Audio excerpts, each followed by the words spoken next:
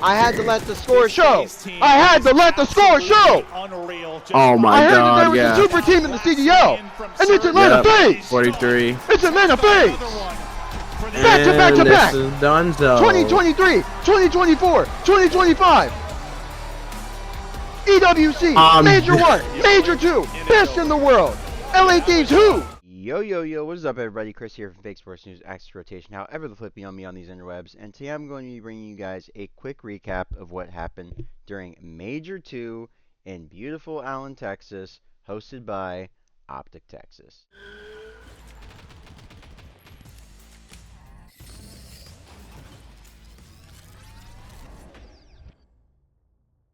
Now, as you guys can see, your boy has 5 points at the moment because the results are currently pending for all of our pick'ems from Major 2.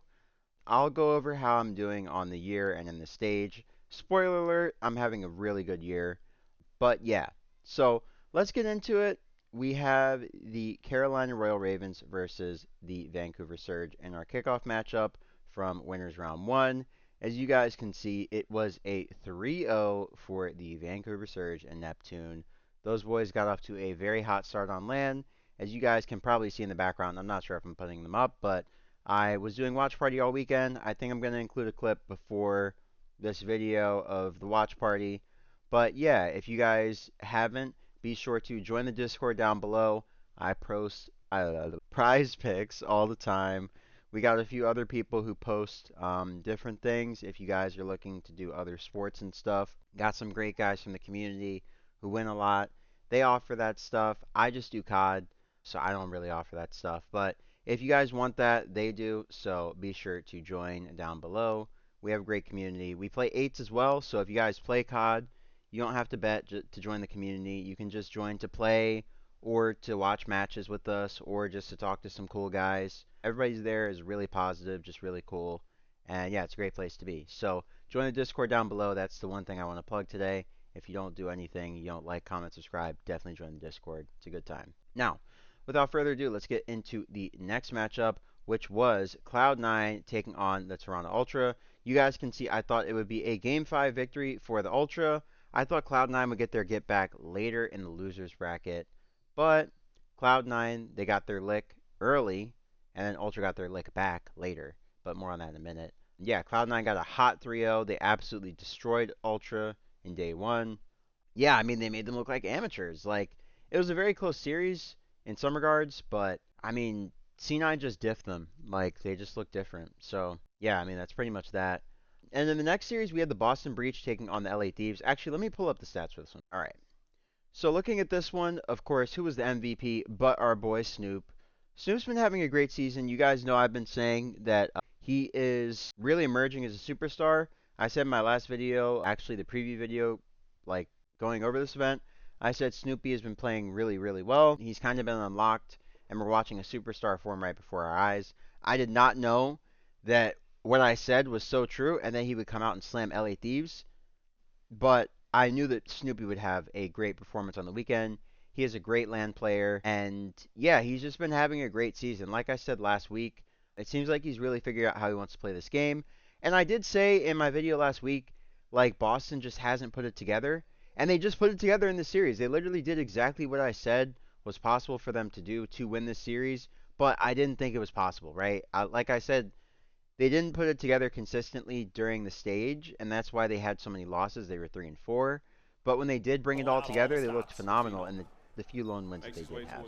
So, this series is really playing to their potential and showing us exactly what they're capable of if everybody shows up for the day. So, hats off to them.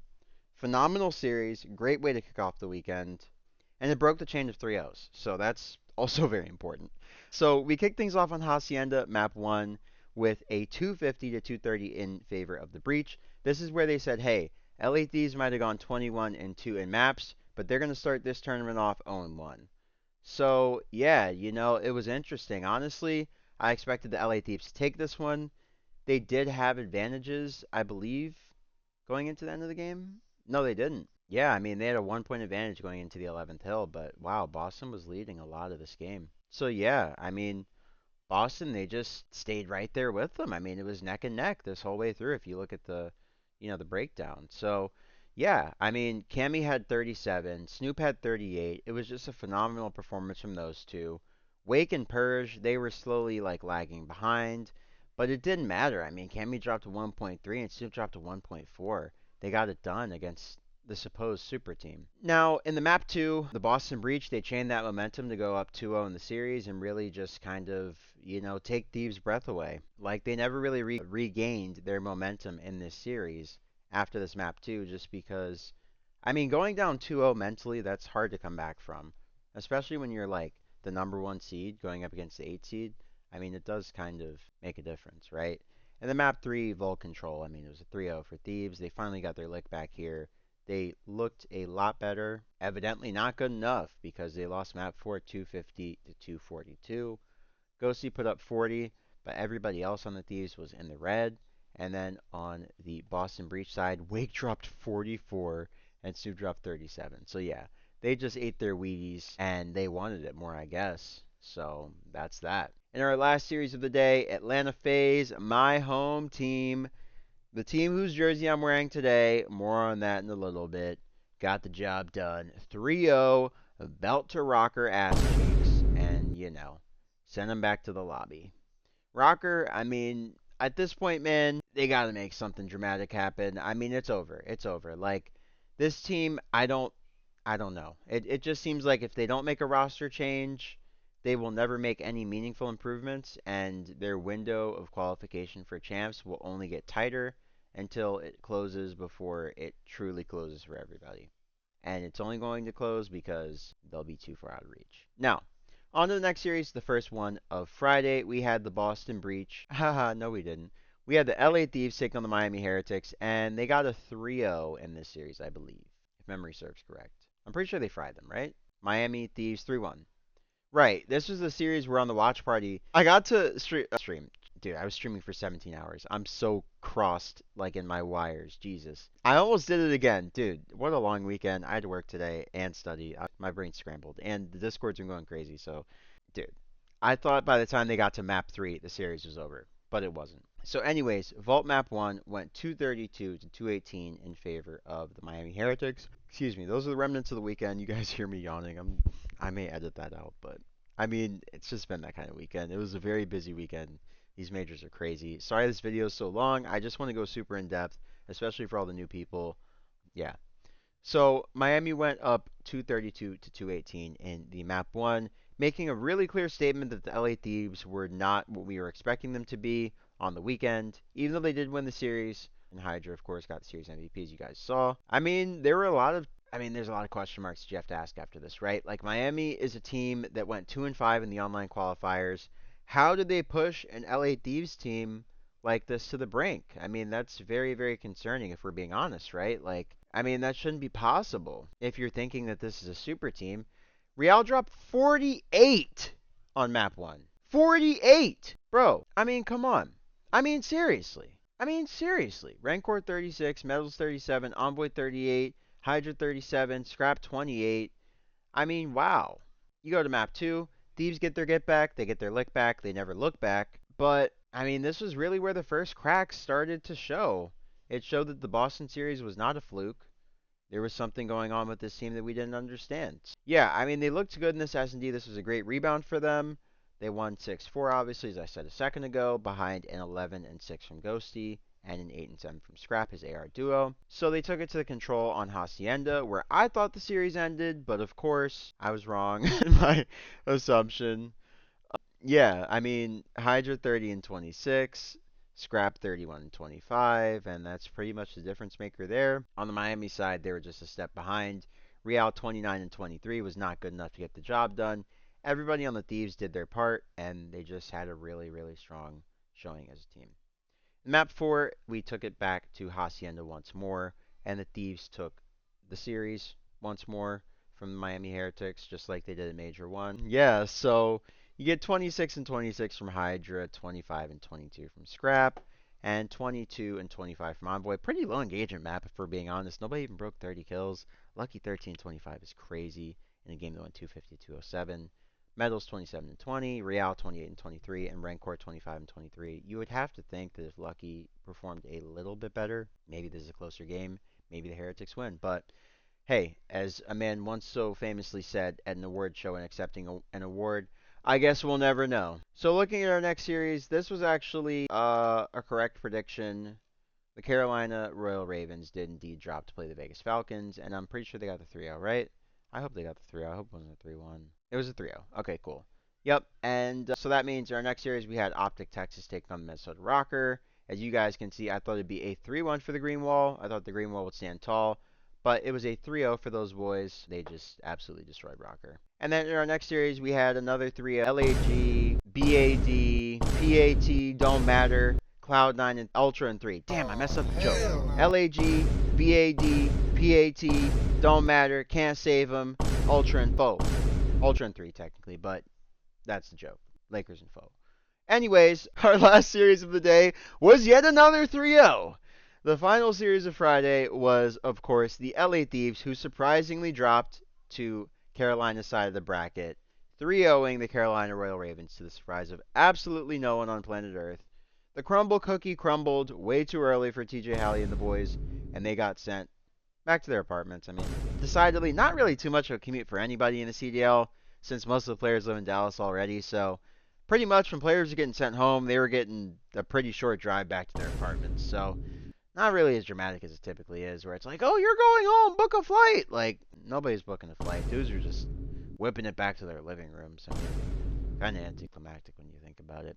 But anyways, getting on to Saturday's matches, we actually did have Optic Texas here, but we had the Toronto Ultra giving them a firm smack on the ass at home. The crowd said, fuck you, Beans. And that was that. That was pretty much all that there is to note about this series. The crowd saying, fuck you, Beans, and just giving that guy a hard time. Pardon my French. But I'm paraphrasing, ladies and gentlemen.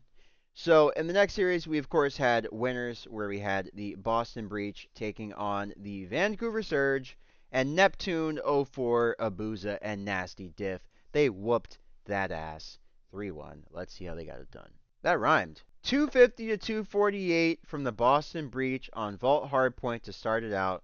What a series. I knew this was going to be a banger. I told the Discord this was going to be a banger. Our play of the day, I believe, for this one actually went nuts. We had Neptune and Snoopy. Yeah, so our play of the day went nuts in the Discord. Be sure to join the Discord if you haven't. What are you doing, man?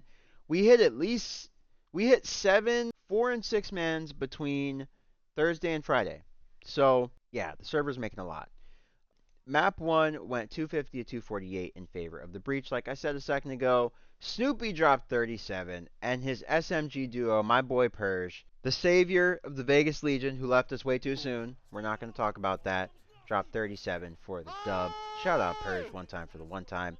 And Neptune dropped 47 for the L. Oh my god. Oh my god. 47 for the L. Neptune or Joe Deceives, ladies and gentlemen. You decide. Holy. Surge got their get back in the map 2 Skyline S&D though. 04, he said, huh, Boston, Costin, Frostin, don't matter. 04 and 6. Well, 04 and 4, technically. But, yeah. So, moved on to the map 3, Vault Control, where, decidedly, 04 and 4. They took it in 4 rounds with a 3-1 victory. Yeah, I just got to lean into the 04 and 4 joke, because there's a really, really crazy 04 joke coming at the end of this video. Spoiler alert, it's related to the Grand Finals. So, speaking of Grand Finals, the map that it ended on, Hacienda, Hardpoint, went 250 to 242 in favor of the Vancouver Surge, where they closed it out behind a 30 bomb from Neptune, the new king SMG of the CDL. Psych! Sim still exists. And then Snoopy on the other side, he had 28. So he had a really solid performance on this Hacienda Hardpoint, as did the rest of the team. But, you know, Vancouver, they just iced up when it mattered at the end. So great showing from them. And honestly, just one of the best series of the year for sure. Definitely one of the standouts for all the lands that we've had so far. And let's go back to the matches and check out our next one in the losers bracket. I think we jumped to the losers bracket after that one, right? No, we stayed in winners. We had Faze versus C9 at the top of the bracket. You guys know I thought it would be Ultra, but I thought it'd be the same result. I thought it'd be a 3-1 in favor of Faze, so that was right for your boy. Let's check out how the Cloud9 boys got it done. Spoiler alert, Faze won the whole event. Yeah, checking out their page was kind of a spoiler for the later half of the event. So yeah, cat's out the bag. You guys know now that Faze won the event, and yeah, clearly Vancouver was in it because I made an 0-4 joke. Yeah, all right, cat's out the bag. Yeah, 0-4 got swept in the grand finals. 0-4 lost 0-4 in the finals. That's the joke. I just have to let it out now because the score just fucking ruined it. So yeah, now I'm pissed. But yeah, I'm happy seeing Simp is the series MVP with 80 out of 82 votes. But now I'm pissed thinking the 2 people didn't vote for him. So let's just move on to map 1. And yeah, so it went 250 to 237 in favor of FaZe. They, of course, put belt to ass once again. They beat C9 on this map 250 to 240. As I told the Discord, it would be a very, very close one because the last time these two teams faced off, it was 250 to 240. And that's what ended up coming to fruition. Kremp had an absolute bomb. He dropped 32. On the other side, Simp and Selling were the kill leaders with 31 from Cell and 28 from Simp. Map 2, Vault S&D. FaZe took that belt and they brought it right back to the C9 ass cheeks and said, "Wapa!" Abizi said, "Boy, get your ass back here." 12-4, belt to ass. That's over. Map 3, Protocol Control. C9. They took the belt and they learned all of FaZe's techniques and they used them against them with great malice. So that takes us to map 4, where FaZe got their get back. 250 to 170. Well, no get back. I mean, they've been thrashing C9 all season. There's no get back. I mean, they just continue dominating them. Draza dropped 36. Simp dropped 41 with no effort. Oh, wait. I have a clip from the watch party of Simp dropping 41 with no effort. Here we go. Hey, I guess we'll never know. I guess we'll never know, head ass. This shit's over with. FaZe about to win. We still gotta play it, but Simp's about to turn up, cash our prize picks, and they're about to finish this shit. FaZe and Bo. I think this is exactly what we talked about if you're C9. Got back pretty quickly. Sam! Oh my god! Come on! What'd you guys think about that one? I called shot. That's pretty cool, huh? But yeah, I love this series. This is a really fun one. I always love seeing FaZe and C9 go head to head. No matter what year it is, the matchup just always produces really interesting results and really fun matches. So yeah, I always love that one. No matter who's on the team, it's always close. Somehow it's always close. Now, in our next series, we had, I actually have no idea because my bracket was so chalked at this point. Boston Breach versus Toronto Ultra, losers round 3, and the 6 p.m. match. Yeah, I had Surge versus C9 New York. Yeah, that's not even possible at this point. So let's just look at it. It was a 3-0, nothing to write home about. And then the last matchup of the day, which was losers round 3 on the top side of the bracket. This ended up being LA Thieves versus Cloud9 New York. And LA Thieves, of course, got a 3-0 as you guys saw. So not a lot to talk about there. I mean, belt to ass. And then looking at our start to Sunday, we kicked things off with a really surprising upset. I'm going to actually look at this one just because it's a really surprising one. To be fair, like, just in context, we got to see what the fuck happened. Because, honestly, yesterday in the prize picks tab, I really thought that we were going to have some really interesting series. So I thought we were going to have some good overs. I thought we were going to have some, some interesting things. Thought we were going to have a little smorgasbord, if you will, of great prize picks. But no, it was just one of those really shitty charcuterie boards that you see people memeing on the internet where it's like, just random stuff, Doritos and fucking like, I don't know, just like pizza rolls. Like, it's not a charcuterie board, bro. This is a vibe board. Like, this is a frat boy board. Like, no, like, bro, like, I gotta see what happened here. Like, what happened? I mean, 250, 115 was crazy. Like, we were in the Discord, like, just confused. We were just like, I'm not even mad. Like, what's going on, bro?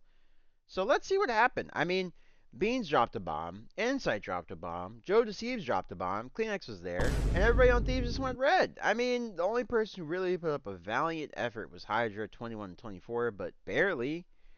Wow, I mean, they just got starched. Map 2, 6-4 on Hacienda. A lot more respectable scoreline. It seems a lot more back and forth, but at some point, Ultra just kicked it into high gear after LA Thieves won their 4th round when they went up 4-3. Ultra kicked into high gear and won the next 3 straight to win the map, and they took the momentum in the series, clearly never looked back because they won 3-0. and they 3-0'd on protocol control. So yeah, I mean, who's a standout here? Joe Thieves 22 and 14. Yeah, that's pretty typical. Ghost 11 and 20. Envoy 14 and 23. Hydra 16 and 18. Scrap 19 and 18.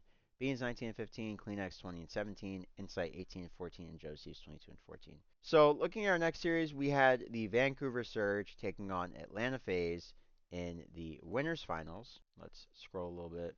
Let's see who I had in the winners finals. I had Thieves versus Faze. I had Faze winning, so that's good for me. As you guys can see, Faze won this one 3-2 like I predicted, but I thought it'd be the LA Thieves they beat. So looking at it, Faze, of course, lost the opening vault hardpoint. Let's look at the overview of the series first. Cellium, of course, is our MVP of the series. No surprise. King Cobra's been doing this thing this season. And then in the map 1 vault, wow. 04 dropped 36 and 20. He just absolutely fried.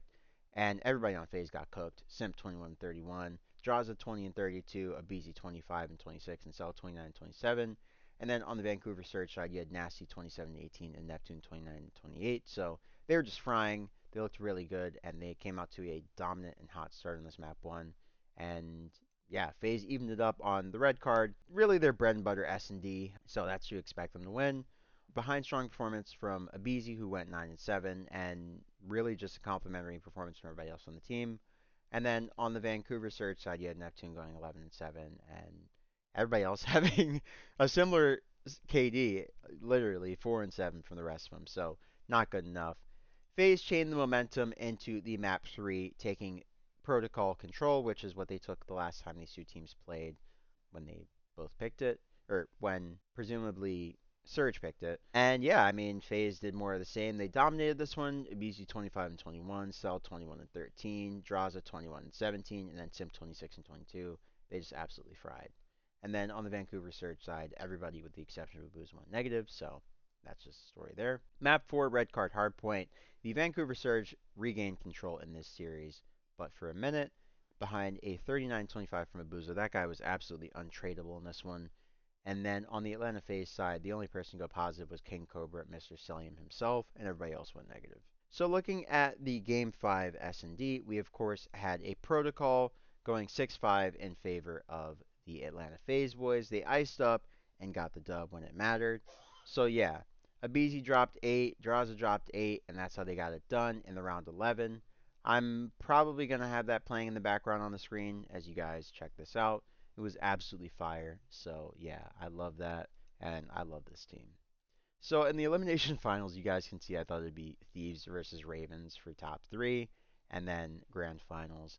But it ended up being Surge versus Ultra, so let's check that one out. It was 3-1 in favor of the Vancouver Surge, but we kicked things off with an absolute banger on protocol, 250 to 239 in favor of the Vancouver Surge to start off. Our series MVP was who else but Mr. Travis McLeod, aka Neptune, an absolute monster on land. What happened, Joe? Neptune talking to lowercase is crazy. Most polite trash talk I've ever seen in the league. You guys need to get better at the game. Improve your strats. Improve your teamwork. Improve your chemistry. You need an emotional anchor. Remember to anchor spawns, guys. He's absolutely hilarious. So, yeah, we kicked things off on map 1 with a 250-239, like I said a second ago, behind a 35 piece from this man Abuza. He went from 39 against Faze to 35 against Ultra. Good lord, this man woke up on Sunday and had his banana. Word to Damon Karma Barlow. Good lord.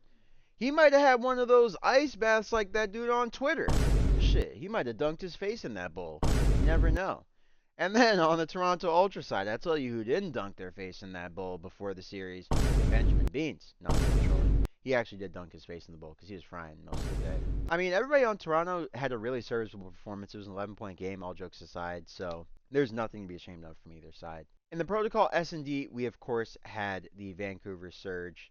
The Vancouver Surge. We had the Toronto Ultra taking a map to even it up in the series behind a 13-7 from who else but Beans. That's why I was joking on him. I remember him dropping a bomb in the S&D. I was like, you know what? Beans got his lick back. So, yeah. Neptune was 10-7, so typical from him, but it was the Bean show. Map 3 Vault Control, of course, was the Vancouver Surge show. It was the Neptune show, so he was like, hey, I was hot on map 2. I'm going to stay hot on map 3. He dropped 32 and 26, and that is how the Vancouver Surge got it done in dominant fashion. Surge and foe, oh, foe and foe. You know what I'm saying? And yeah, the Surge, they closed out on Hacienda Hardpoint. OFO, info, baby. The irony of them closing out on Hacienda Hardpoint and 0-4 and 4 is crazy. You'll see why in a second. Alright, so everybody on the Vancouver Surge side went absolutely nuts in this Hacienda Hardpoint. They all went positive. Neptune went 31 and 18. He went absolutely nuts to send the Toronto Ultra home. And the reason why I made a joke about 0-4 and the grand finals is because 0-4 lost in 4. Alright? And he lost on Hacienda. So the joke came full circle now. Sorry for me screaming, guys. But yeah, just had to, make that clear. So, looking at the grand finals, this is going to be an absolute blinker because there's not a lot to review. Cellium dropped a 1.72, one of the greatest individual performances we have ever seen in the grand finals in history. The only performance better than this was Formal, who dropped a 1.9. Yeah, Formal is my favorite player of all time for a reason. I've never seen a player better than him, and yeah, that's my GOAT. So, without further ado, let's get into the map-by-map breakdown of the grand finals. We kick things off with a map 1 protocol hardpoint. This is a map that teams have been vetoing against Atlanta Faze because they are so dominant on it throughout the season. And yeah, they got to play it in the grand finals, one of their strongest maps. As Nameless said, if Faze didn't go up 2-0 or 2-1 to start this series, it would be very surprising. Yeah, so Faze, they handle business 250 to 193 on protocol behind a 31 bomb from Abizi and a 27 bomb from Cellium. On the Vancouver Surge side, everybody went negative, and then Atlanta Faze just absolutely fried. Even the guys who went negative, Simp and Draws, they were negative by 1 kill and 3 kills, so they were very close to going even, and they just put up great numbers to complement the bombs from Abizi and Cellium to start off really hot in the grand finals, and they never gave momentum back. I mean, they changed it into a Skyline S&D where they went 6-1. Faze does not play a lot of Skyline S&D, and you can see why. I mean, they absolutely skill diff these guys. Cellium was 11-2. Abizi was 6-3. I mean, there just weren't a lot of rounds to get kills. Map 3 Protocol Control went 3-2 in favor of the Atlanta Faze boys. Who else but Cellium was stopping the leaderboard with a 34-20 KD. Absolutely insane. And then on the Vancouver Surge side, Nasty was 28-22, and Nep was 31-31. And then in the map 4 Hacienda Hardpoint, it was 250 to 137. I mean, seriously. Like, what are we talking about at this point? LA Thieves, super team. Optic, super team. No. Atlanta Faze is the one true super team.